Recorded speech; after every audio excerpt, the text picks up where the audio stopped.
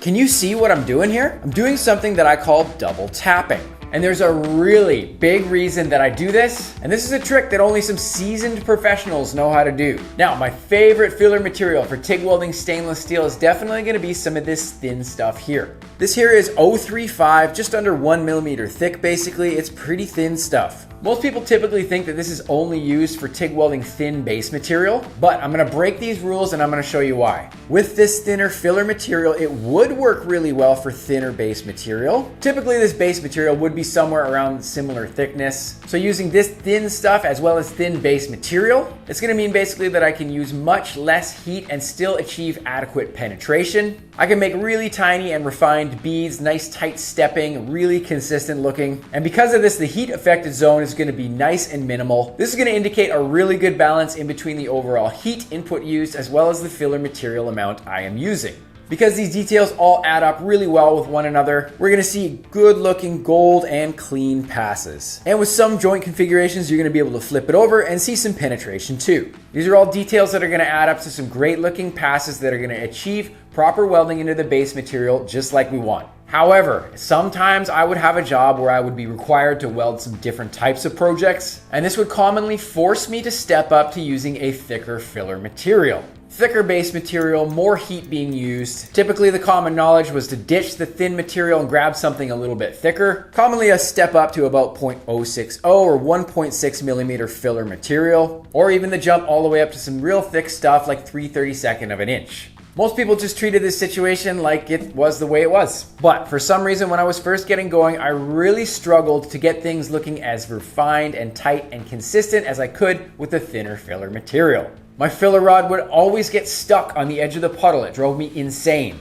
My passes would sometimes overheat and become really oxidized due to underfilling. They'd sometimes develop problems with undercutting. This is a really annoying problem that you have to take care of. They'd be gray, super oxidized looking, just generally not looking the way I wanted them to. The heat affected zone would typically be way bigger and the welding would look slightly more oxidized. I just generally could not get my stuff to look as refined and consistent as I could using thinner filler material. However, after learning more stuff about TIG welding over the years of production and experience, when it comes to working with thicker filler material, I've now learned the things that made it hard for me back in the day and continues to make it harder for people learning out there now. When you are working with a thicker filler material rod, we are forced to change our filler rod technique. Now, when I talk about filler material technique, I'm basically referring to how the filler material is introduced and added to a welding puddle. When we add filler material, we want clean dabs and we want no problems doing so. Has this ever happened to you? See how the filler material rod is sticking to the edge of the puddle? This is a super common problem and it used to drive me insane.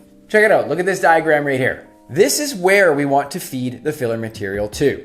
The sweet spot for this is about halfway from the leading edge of the puddle to the center of the puddle right here. Feeding here is going to get the filler material to break off smoothly and cleanly, no problems at all. If we feed too far to the center, we have to pull our standoff distance back to accommodate. Or if we don't pull our standoff distance or arc distance back at all, we can experience the dreaded dip. Or like we talked about, if we feed too far to the leading edge of the puddle, the rod is gonna stick. If this happens to you, this is why it is happening. So here we go. Now we are using a thicker filler material. Hitting the sweet spot cleanly for a beginner becomes much more difficult. The sweet spot in general becomes much smaller to hit because we are using a thicker diameter filler material. It's gonna stick to the leading edge of the puddle much easier. Or like we talked about, it's gonna force you to pull your arc distance or your standoff distance back a little bit to accommodate. To counter this from happening, typically somebody would increase the amperage to make the puddle bigger overall, which would in turn make the sweet spot a little easier to hit.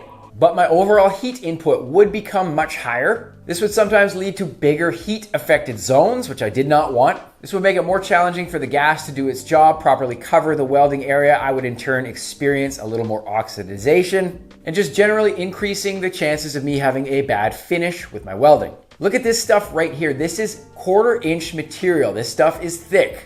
And these welding beads are tiny and super refined. We can see the heat affected zone is virtually non-existent. It's super tiny, super refined and focused. The heat that I used did exactly the job that I wanted to keep the penetration well controlled, filling up the joint adequately enough, but keeping these beads looking like a robot did them. I'm pretty proud of those ones. What also happens when you use a thicker filler material is it adds more filler material much more quickly to your welding area. What this can do is add too much welding deposit much too quickly for what I was ready for. And this can actually lead to something where this filler material does not blend into the base material correctly. And this can actually lead to it blocking penetration into the joint. Obviously, that is a really bad thing. So while everybody tells me in this situation, I would have to step up the filler material size I am using if we want passes to remain small and precise. This is where my trick called double tapping comes into play. Check this out. I'm gonna continue to use my thinner filler material like I'm not supposed to, but I am gonna make some very important adjustments right here. I'm going to obviously increase my heat as I'm supposed to now that I'm working with a thicker base material. I want to make sure that my heat input is adequate enough to get into the base material like I'm supposed to. This is how I can keep up with good chances of getting proper penetration. Simple enough, right? But here's what's going to happen to make some really important differences. Like we talked about before, the puddle size typically gets bigger in this instance. I want to keep the puddle size nice and small and controlled. I'm going to keep my arc and my heat ultra focused. I really want to make sure that I do not let the puddle get any bigger. It will obviously be bigger than it would be if I was using some super thin material. But like we talked about, if I make my puddle excessively big, I have to overly compensate with more filler material. So again, that would be impossible if I was using this thin filler material. I would end up with big, washed out looking welds. We do not want this. What I'm gonna do is I'm gonna keep my arc cone focused in nice and tight at the start. And I wanna make sure that I give my puddle more time at the start to establish. And I'm really gonna concentrate my heat in this spot before moving at all. You can see how close I am in with my standoff distance. What would happen is if I pulled this distance back a little bit, the puddle is gonna get bigger. So here I'm staying in really close to keep this puddle laser focused and a little bit smaller. The puddle is still gonna heat up nice and hot, but it's gonna remain small and precise and focused. A bit of filler material added at this point is gonna help to soak up some of the heat. This is gonna buy me a little bit of extra time. I can just hang out at the start and allow things to get focused. What's that saying that I talk about all the time? Just fill and chill. Sorry, Shaq. Hang on a second, come here. These are all just a few really small tips that you're gonna learn in my TIG welding program online. These are the most strategic and comprehensive TIG welding programs that you're gonna find online ever. And if you wanna get good at TIG welding, but you don't have time for welding school, these classes are for you. And they're cheaper than welding school too. Learn in the comfort of your own home shop or wherever you practice. Learn at your own pace, at your own time. There is no set schedule. There's no expiration date. You pick up any time where you left off. I have had thousands of people go through these programs. And if you wanna try out my TIG welding courses, you can check out free classes that are on my website right now for free. So here we go. I want to keep this smaller filler material rod so I can keep up with some small and refined looking welding passes. But how do I fill up this joint that now requires more filler material? This is where you start to learn the double tap. As I start moving along, I'm going to tap my filler rod twice for each step that I take. Because I'm using a thinner filler material rod, it is way easier to hit the sweet spot of the puddle. I'm in nice and tight so I don't have to pull back. This is how I keep my heat focused for a smaller puddle. As I'm double tapping, I'm adding the required filler material amount that needs to fill up the puddle. And the filler material amount is countering the heat that's building up in the workpiece to keep our balance that we need.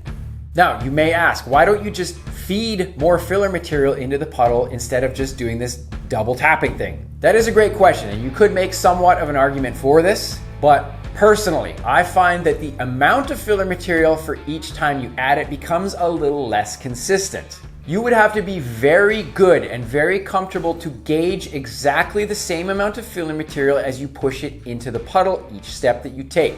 You would have to perfectly feel the exact same amount of filler material each step. If you add a little bit more and a little bit less from step to step that you do, you're gonna have some puddles with an inconsistent amount of filler material added.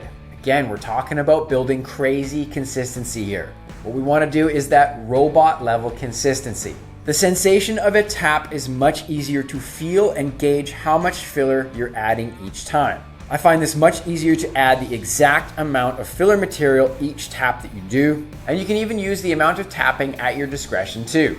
If you're nearing the end of a pass and your piece is now overheating and getting super smoking hot, you can counter this by even adding an extra tap or two for each step you take. You could triple tap, you could do 4 or 5 taps. Personally, I do like to keep it 2 or 3 taps at the most. This saves time, but I am gonna focus on keeping my stepping nice and close together. This is a really important tip, and this is gonna help the smaller amount of filler material we're adding each step go much further. Not to mention keeping the line on the edge of the pass nice and straight.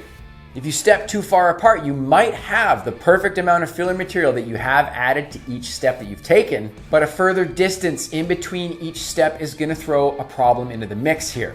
If you step too far apart, in between each step, things potentially can fall flat and become underfilled. This can lead to undercutting on your edges like we talked about. This directly affects the quality and strength of the base material, or it can actually add hollow pockets in the center of each puddle as you step.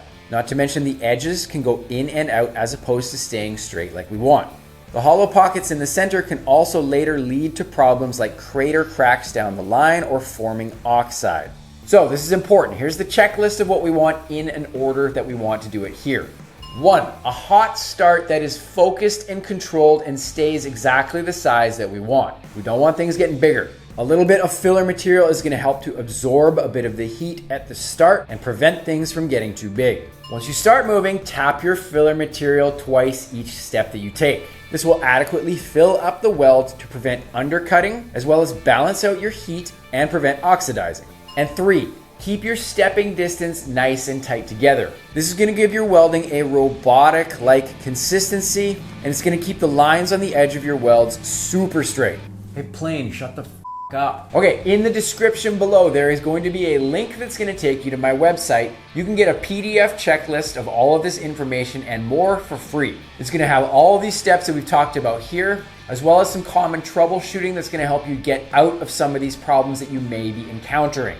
I did all these graphics myself. I think they look awesome. This is like the textbook that I wish I had when I went to school for welding. You can grab it for free. Just put your email address in, I'll send it to you, and you keep it forever. Do a random act of kindness for a stranger today. I am Dusty James, Phil and Chill. Talk soon. Peace.